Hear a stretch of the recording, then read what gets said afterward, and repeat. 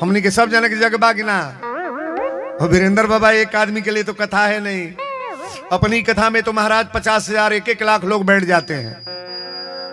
ये तारीफ नहीं है। आपके बगल में ही बिशुनपुरा, यहाँ है जो पुलवा के बगलिया में पड़ता, बिशुनपुरा ना जी एने पड़ता। पर साल हमारे कथा रहे, रात को एक थाना की पुलिस वहां आती थी तो कथा हो पाती थी। जो लोग आएंगे पूछिएगा, मेरा रात में प्रवचन होता था।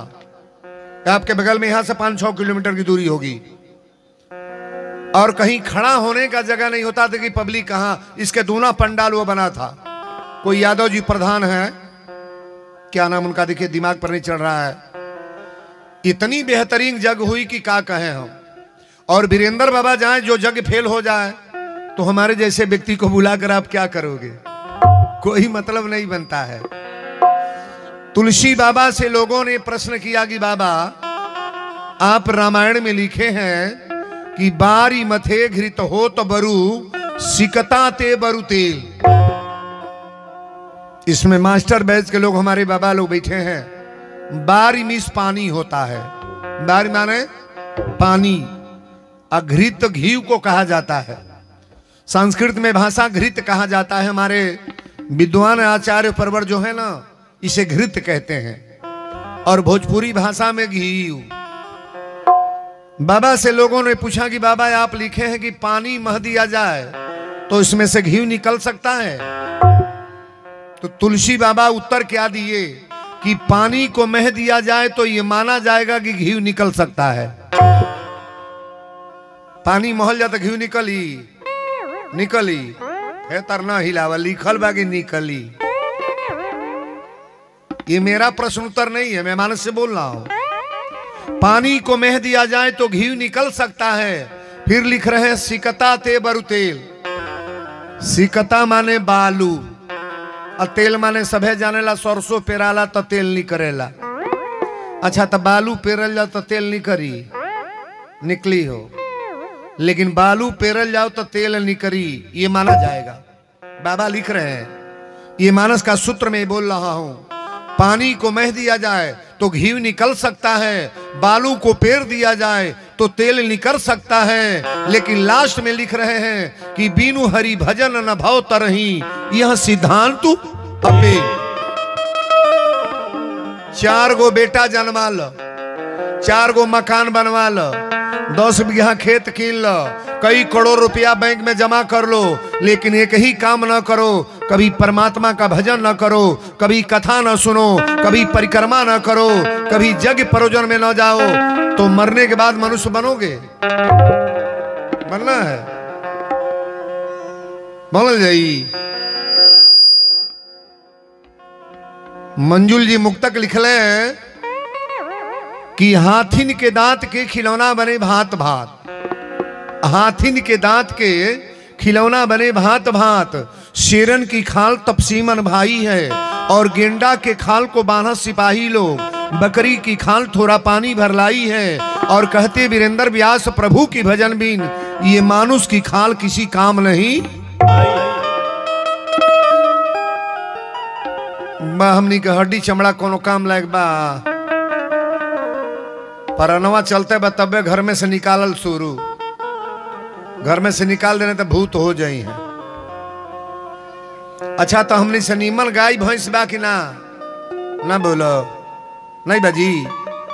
दूध देती है, दूधो पियल जाता, दही जमाता तो दहियो खाइल जाता, सारी निकलता तो घी ओकरा रोटी पर पोता तो बा, हवनियो होता। आ गोबर जब देतिया तो करे गोबरे में गोठा चिपरी पथा तो बा। आ गोबर सूख जाता तो करे गोबरे में लिट्टी लगा के हमने साधु खा तो बाड़। गलती नहीं होता हो, ओकरी गोबरे में लिट्टी लगा के हमने चंदनधारी खातो बालो। और जब गोबर जर जाता तो ओकरा राखी से बर्तनों मजाता। हमनी के बड़ी सुन्नर बानी जो हमनी के देही के राखी से बर्तन मजाई मजाई कबो। 1 पैसा कोई कीमत नहीं है। हाँ कीमत है। जितने लोग यहाँ आए हैं थोड़ा परमात्मा को पकड़ने का प्रयास करो। भगवान को जब पकड़ोगे ना कामयाबी तो ऐसे प्राप्त हो जाएगी महाराज। एक सूचना दे दें आपको, ये वीरेंद्र तिवारी ऑफिशियल करके चैनल चल रहा है, जो कथा लाइव चल रही है ना, वीरेंद्र तिवारी ऑफिशियल करके चैनल। और इस मंदिर का क्या नाम बताए हैं? शाम सदाशिव। जो मंदिर का ये पंडाल है, व्यवस्था है, ये हमारे ही नंबर से, हमारे ही चैनल पर सब्सक्राइब करो आप, ये तुरंत दिखाई देगा पूरे यहाँ का बायोडाटा। वीरेंद्र बाबा की कथा में आज कई हजार लोग जुटे हैं, बाहरी लोग। ये लाइव कथा देखने वाले लोग अपनी मोबाइल से, अपनी टेलीविजन पर मेरे कथा को सब लोग देख रहे हैं। यहाँ बनावटी कोई चीज नहीं है। और जितना काम यहाँ हुआ है, पहले तो मैं इतना प्रसन्न हूं, यहाँ का व्यवस्था देख कर मैं बहुत गदगद हूं महाराज।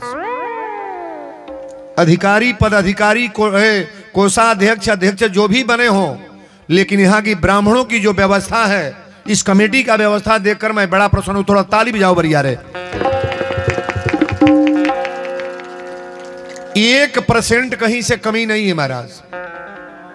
टाइम पर बड़ा, समय पर ध्यान, और समय पर ध्यान नहीं दिया जाएगा तो काम गड़बड़ हो जाएगा। आइए एक भजन, ये पुरानी भजन है बड़ा पहले, और इस भजन को बहुत कितने विद्वानों ने गाया है। दाता एक राम, भिखारी सारी दुनिया।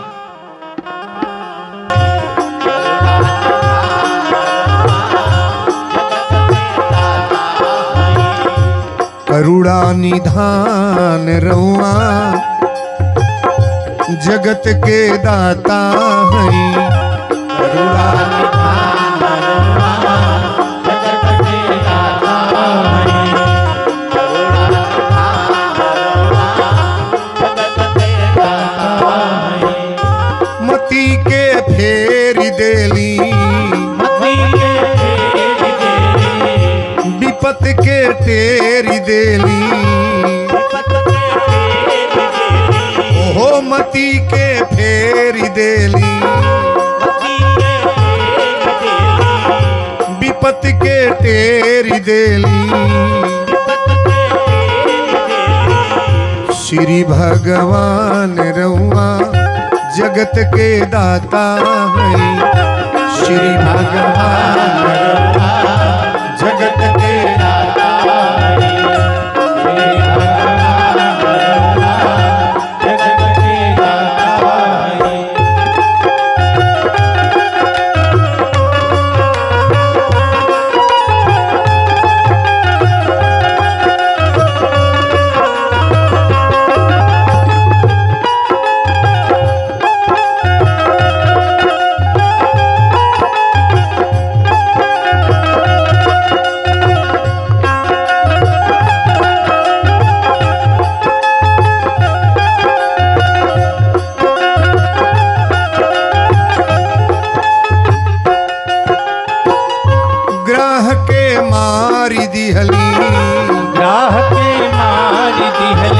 अरे गज के उबारी लिहली, उबारी लिहली, ग्राह के मारी दिहली, ग्राह के मारी दिहली, गज के उबारी लिहली, गज के उबारी लिहली।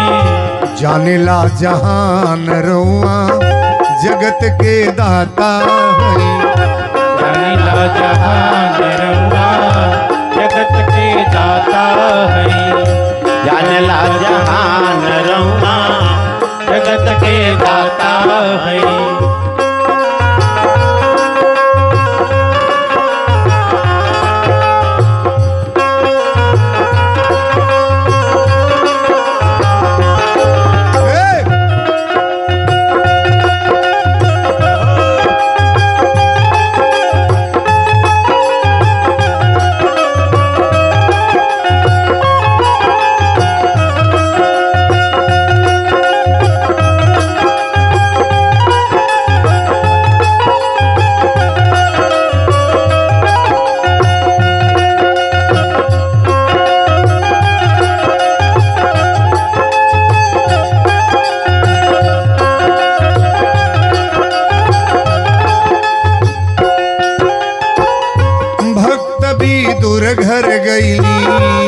भक्त भी दूर घर गईली, प्रेम से सगवे खैली, प्रेम से सगवे खैली, भक्त भी दूर घर गईली, भक्त भी दूर घर गईली, प्रेम से सगवे खैली, प्रेम से सगवे खैली।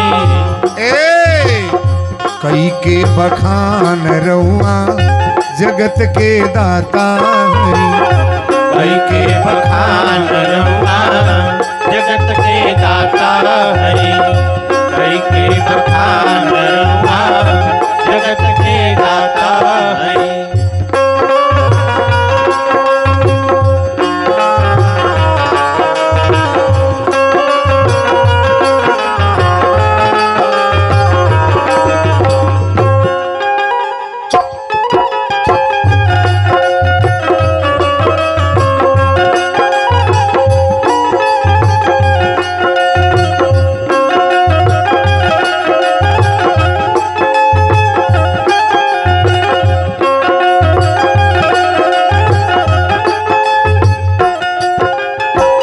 केवट से चरण धोवली, केवट से चरण धोवली, गीधपति हिये लगवली, गीधपति हिये लगवली, केवट से चरण धोवली, केवट से चरण धोवली, अरे गीधपति हिये लगवली, गीधपति हिये लगवली।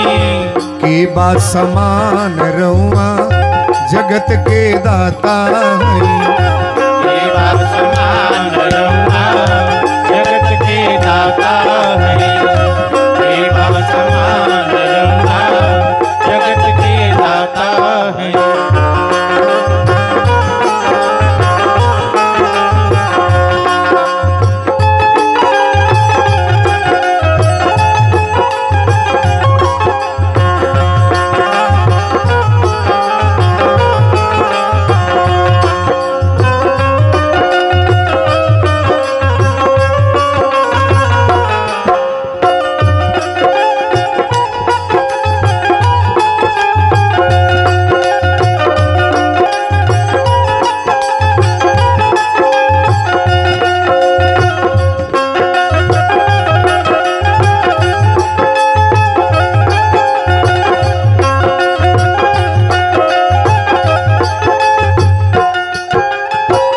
मैया सेवरी घर गईली, मैया से बड़ी घर गईली, अरे मिठकी बैरिया खैली, मीठ की बैरिया खैली, मैया सेवरी घर गईली, मैया से बड़ी घर गईली, अरे जुठकी बैरिया खैली, झूठ की बैरिया खैली। कई के बखान रउआ जगत के दाता हई, कई के बखान रउआ जगत के दाता हई, कई के बखान रउआ जगत के दाता हई। मती के फेरी देली, ओ मती के फेरी देली, अरे विपत के टेरी देली, ओ विपत के तेरी देली, ओ मती के फेरी देली, ओ मती के फेरी देली, अरे विपत के टेरी देली, ओ विपत के तेरी देली। श्री भगवान रउआ जगत के दाता हई, श्री भगवान रउआ जगत के दाता हई, श्री भगवान रउआ जगत के दाता हई, श्री भगवान रउआ जगत के दाता हई। करुणा निधान रउआ जगत के दाता हैं।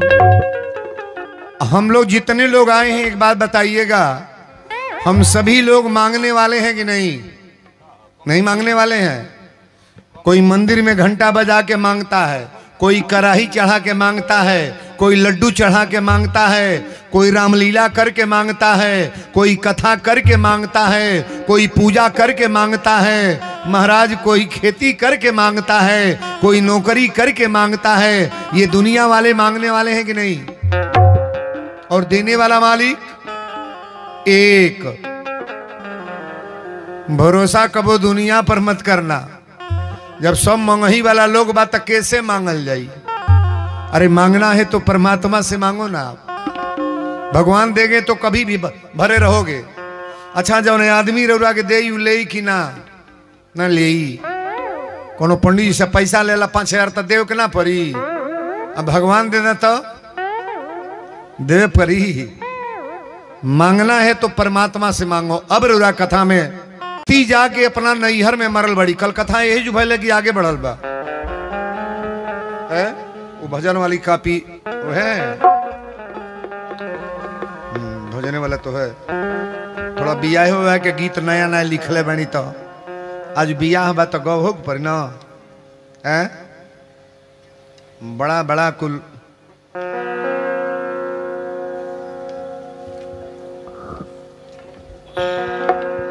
आज ये जो प्रवचन होने जा रहा है ना, कथा तो आप लोगों ने बहुत सुना है। वीरेंद्र बाबा को जो लोग टेलीविजन पर और मोबाइल पर नहीं देखे हो ध्यान से सुनिएगा। सती जब मर गई बड़ी तेजु भइल का, जब से सती जाई तनु त्यागा, आ तब से शिव मन भयऊ विरागा। भगवान शंकर जी बैराग ले लिए। एक बात गौर करना, जौनी शंकर जी के जग में रुआ बानी, जौनी भोलेनाथ का मंदिर है, आज वही बाबा के वही बौरहू के बियाहे के कथा बा। बड़ा सुंदर प्रसंग है। जब से सती जाई तनु त्यागा, तब से शिव मन भयऊ विरागा। अच्छा तो शंकर जी तुरंत फिर बैराग ले ली। हमारे भोलेनाथ जब बैराग लेते हैं ना तो पृथ्वी पर ताकते नहीं है। रामे जी की कथा, रामे जी के प्रवचन, रामे जी के सत्संग, हमारे भोलेनाथ इसी में दीवाना है महाराज। आ शंकर जी जब बैराग ले तो इन्हें जन्म हो गई। ते ही कारण ही मैं गिर गृह जाई, आ जनमी पार्वती तनु काना धरा गई। सती जब मरल बड़ी तो दूसरा जन्म में का बनली? काना बाजी। पार्वती पर्वत राज के बेटी है, राजा हिमांचल के बेटी। आ जब बेटी बन के अली तो नारद जी रेखा देखले। ई कथा आप जानता नहीं। नारद जी सारा व्यवस्था बतौले कि एक दुल्हा जोगी जटी सजी व्यवस्था बता दिले, लेकिन पूरा भाव से हम कथा जहां से दर्शावे बाबूजी ले चली।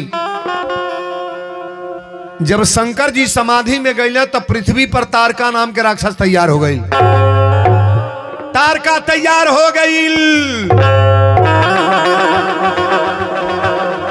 सारा देवता लोग के त्राहिमाम भूजे लागल, तरपावे लागल, मारे लागल।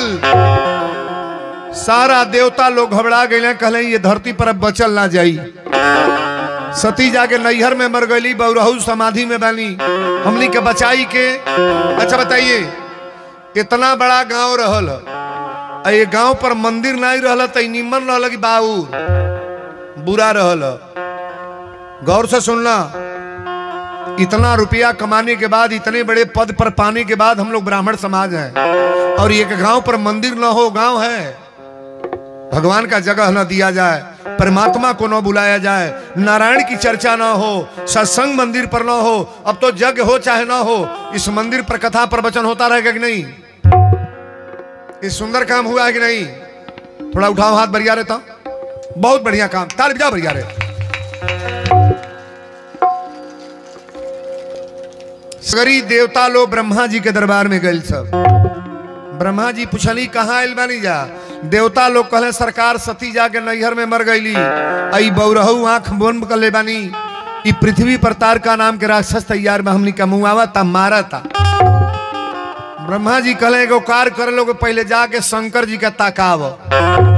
शंकर जी जब ताको तब पार्वती से शादी हुई। अब पार्वती से शादी हुई तब कार्तिकेय के जन्म होगा, और कार्तिकेय के हाथ से तारका का वध।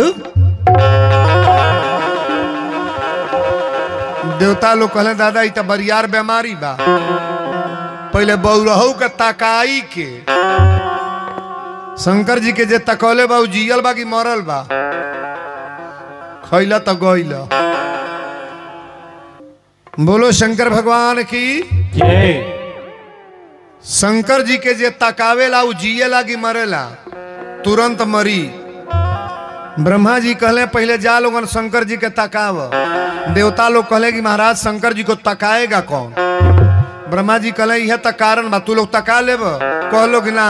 ब्रह्मा जी कहले कामदेव के लग जा लोगन, अगर कामदेव चाहेंगे तो भोलेनाथ ताक देंगे।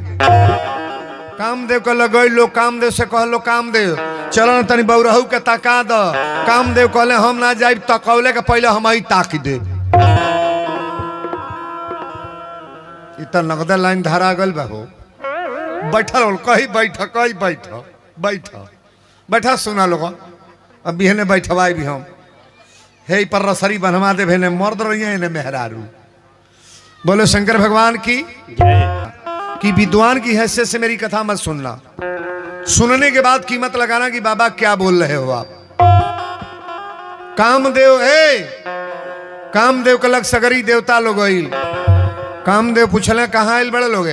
देवता लोग कहले कि कामदेव चल के शंकर जी के तका न दो। कामदेव कहले हम ना जाए, तकौले के पहले हम ही ताक दे। देवता लोग कहले ना चलबा तब मार के मुका मुका मुआ देव जाओ। अब चलबा कि ना? कामदेव कहले तो लोग खा से ना मरब, चलो चल तनी। कामदेव गईले आमे के पेड़ पर चढ़ के आई है, काम के बाण तान के आमे के पत्ता में से काम के बाण एगो बाण शंकर जी के छाती पर मरले। शंकर जी की छाती पर बाण लग गया। आज जब बाण लागल तो ये बाबू टप दे बौरहू के तीसरा नेत्र खुल गए। शंकर जी के कोगो आंखी हो? कोगो? दूगो? हमनों के 3 गो बा, 2 गो से लौकता, एगो लौकते नहीं खे, एगो ही में तो पाइल बा। तीसरा नेत्र जब खोलोगे तो भगवान से मुलाकात हो जाएगी। प्रयास करना चाहिए। कामदेव मर गए जब तक कामदेव की औरत के नाम रति। हम रामायण की कथा बोल रहे हैं। कामदेव के औरत का नाम रति। रति कली की हे भोलेनाथ, सबकी मांगी में सिंदूर भरी ले हमके विधवा बना देली। शंकर जी कहली तोरा पति के मरली नहीं है, मरले बा हमके देख बाण लगल बा। भगवान को मारनहार कहा गया है कि तारनहार। परमात्मा तारते हैं, मारते नहीं है। और जिनको जिनको नारायण ने मारा उनको तार दिया महाराज। हे रति कली यही तर विधवा बन के रह। शंकर जी कहले तोरा पति के जिंदा कर दी। कली की पति के जिंदा ना करी ना, कोनो वरदान दे दी। शंकर जी कहले वरदान तो दे, लेकिन ये वरदान तोरा ये जन्म में ना, अगला जन्म में जब द्वापर में जब जदुवंश लीन अवतारा, मानस की चौपाई पढ़िएगा। जहिया कन्हैया के जन्म होई। भगवान के जन्म कब भइल बा? कौने युग में? त्रेता में, द्वापर में। कन्हैया का जन्म होगा। कन्हैया के पुत्र के नाम परदुम्न। कन्हैया के बेटा का नाम परदुम्न। अगला जन्म में तोरपति परदुम्न बनी है। यानी भगवान कृष्ण के पतो ही बनबे। नारायण की कृपा ध्यान दीजिएगा। लेकिन तुलसी बाबा लिखली कि कृष्ण तनय होई हरि पति तोरा। तनय होई हरि पति तोरा। कृष्ण तनय होई हरि पति तोरा। कृष्ण तनय होई हनि पति तोरा। कृष्ण तनय होई हरि पति तोरा। बचन न होई अन्यथा मोरा। भजन होई अन्यथा मोरा। भजन होई अन्यथा मोरा। भजन होई।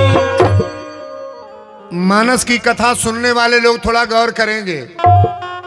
भगवान भोलेनाथ कहले कि रति रोवा मत, कृष्ण तनय होई हन पति तोरा। अब वचन न होई अन्यथा मोरा।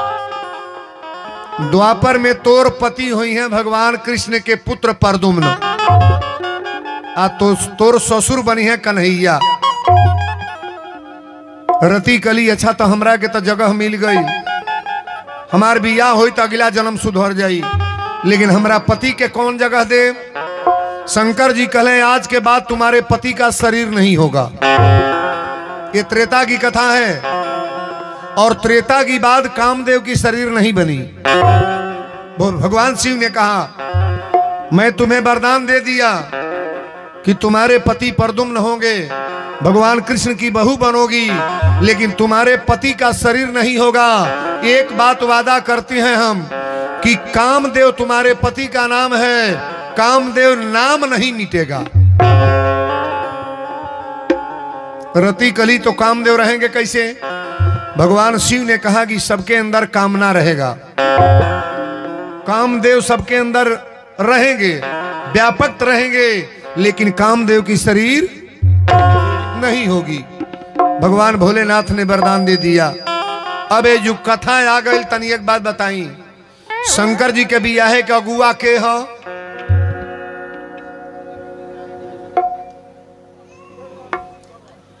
बहुत अच्छी बात, ये हमार चेला हमार कथवा सजी पढ़ ले बड़ी।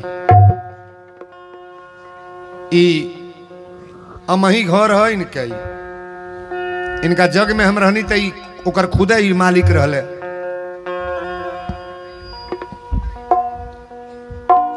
हमारी कथा के जे जान जाई, बहुत लोग कहले कि शंकर जी के बियाह है कगुआ नारद जी। नारद की मान के बाद भोलेनाथ का विवाह करा देंगे? नारद की हिम्मत है? आप मानस को पढ़ने का प्रयास करो। शंकर जी के बियाहे के अगुआ हमारे शंकर जी के इष्टदेव राम जी हैं। राम जी पहुंचल बानी, अब भोलेनाथ के जब पास गली तो दंडवत प्रणाम भई। शंकर जी पूछली कि आप कहाँ? कहले हमरो एगो ताक बा, वही खातिर आइल बानी। शंकर जी कहली कौन जरूरत बा? कहले पहले हमार बात रुआ मानव कि ना, पहले एकर जवाब दे दी। शंकर जी कहले राउर बात ना मानब तो केकर मानब? राम जी कहले जब हमार बात मानब तो पार्वती मैया जंगल में तपस्या करतनी, और उरा शादी करे के तैयारी बना दी, वहां से शादी रउरा करी। शंकर जी पहले 2 मिनट हंसली, कहली बाप रे बाप, एहू तरह के अगुआ होल है। मेहरारू से छूटा छूटी के करे चलते भई, रौरे चलते। शंकर जी से सती से छूटा छूटी के करे चलते। कथवा सुनावे के कर ले गए राम जी के। मना कैला भगवान हमें ब्रह्म में परीक्षा लेवे ना जा, के कर गई परीक्षा लेवे? राम के सजी लीला सजी नौटंकी यह कैली। आई नहीं के बियाह करावे, फिर हमारे भोलेनाथ का गए हैं राम जी। कहने बाबू का बैठा ले, बैठा ली। बैठ जाओ बेटा, बैठ जाओ। ना बैठी का हो तो ढकेल के बैठा पड़ता। नगद बदमाश लैकारी बा, ये हमारे नाती के लेखा बाई हो। ओकर बाही पकड़ल जाए तो हम ही के नोचे लागेला। बच्चे छोटे बड़े ऐसे होते हैं, डिस्टर्ब करेगा कथा, दूसरी बात नहीं है। बैठ, छोड़ दो, खेलो, छोड़ दो, छोटा है नहीं मानेगा ये। बोलो सच्चे दरबार की जय। राम जी कहली कि रउरा से हमारी है निवेदन बा, जौन गलती सही अगला जन्म में भइलो के त्याग दी, लेकिन आप मोर बांधी रउरा दुल्हा बनी सरकार। शंकर जी कहले हमार बियाह फिर उन्हीं से होई, जे भगवान पर सुबह करे, नारायण पर सुबह करे, भगवान की कथा पर सुबह करे, उनसे मेरी शादी होगी। आप लोग कथा में बैठो, मना नहीं है, लेकिन नारायण की कथा पर कभी सुबह न करना। भगवान की कथा पर कभी ऐसा नहीं कि मैंने कथा सुना लेकिन कथा मुझे जमा नहीं। हमारी कथा तो आपको उतनी जमेगी कि आप कह दोगे कि वीरेंद्र बाबा बहुत अच्छा हुआ है। बोलो सच्चे दरबार की जय। शंकर जी कहले बियाह तो करब रउरा से बात हम काटब ना, लेकिन वादा करी ये जन्म में कबो परमात्मा पर सुबह नहीं करेंगी। पार्वती जब बनल बड़ी तो स्वतः करे बड़ी की कथा सुनाई। कथा जो सकल लोक हितकारी, असोई पूछन चहे शैल कुमारी। पार्वती मैया स्वतः पूछल बड़ी कि भगवान की कथा बताओ आप। लेकिन पहला जन्म में जब जीवन खराब हो जाला तो आदमी सोचे लगेला, घर में कोनो घटना होखे लगी ना तो अब सोची कि दादा केकर बिगड़नी हमार बिगड़ता। पहले दवाई कोने डॉक्टर से कराऊ चाहिए, झोला छाप की एमबीबीएस नहीं बोलो, एमबीबीएस नहीं होता, पहले झोला छाप होता। अब जे बाटे जिगना में जे बा वही के बोला के दवाई ले लो। अब बीमारी गंभीर भल तो चलो भोरे, अब भोरे के रिफर लल तो देवरिया चलो, आ देवरिया रिफल तो गोरखपुर, आ गोरखपुर के रिफर पीजीआई, आ जब पीजीआई के डॉक्टर जब छोड़ाई तब वो जो कहिया हे भगवान बचावा, पोत पात के तो धरा गए। पोतने के चक्कर में मत रहो भाई, पहले ही परमात्मा को पकड़ो। अगर भगवान पकड़ में आ गए तो रोग बीमारी तो अपने आप हट जाएगा। एक गजल की लाइन हम गाते हैं, ये सम्मा जब बुझ गई तो अरे महफिल में रंग आया, सम्मा जो बुझ गई तो महफिल में रंग आया, सम्मा जो बुझ गई तो महफिल में रंग आया, सम्मा जब बुझ गई तो महफिल में रंग आया, सम्मा जो बुझ गई तो महफिल में रंग आया, सम्मा जब बुझ गई तो महफिल में रंग आया। अरे जीवन खत्म हुआ तो, जीवन खत्म हुआ तो जीने का ढंग आया, जीवन खत्म हुआ तो जीने का ढंग आया, जीवन खत्म हुआ तो जीने का ढंग आया, जीवन खत्म हुआ तो। सम्मा जब बुझ गई तो महफिल में रंग आया, आ जीवन खत्म हुआ तो जीने का ढंग आया। सहूर कब सीखल जाला, जवानी में, लड़कपन में कि बुढ़ौती में? पहले जवानी में सीखना चाहिए। कथा जवानी में सुनना चाहिए कि बुढ़ौती में? प्रयाग कुंभ जवानी में नहाय चाहिए कि बुढ़ौती में? जे गइल खूब बुझल कि दादा काल पकड़ तनी फेर नहीं आई। कोई काम करना है जवानी में, कथा सुनना है जवानी में, जग करना है जवानी में, पूजा करना है जवानी में, माता पिता का सेवा करना है जवानी में, सास ससुर का इज्जत करना है जवानी में। अरे बुढ़ौती में क्या करोगे जब जांगर थक जाएगा तो? मुंह में दांत न रहे आ कबो राम राम ना कहले बड़ी त नाती कहता ये राम राम कहो, आ कबो राम कहल ही ना बा। तब बुढ़िया शुरू कैले बा आम याम याम याम याम याम याम याम, का कहत या आम की राम? मुंह में दतवा नहीं रही तो राम ना निकली, का निकली? आम। शब्द गलत हो जाएगा।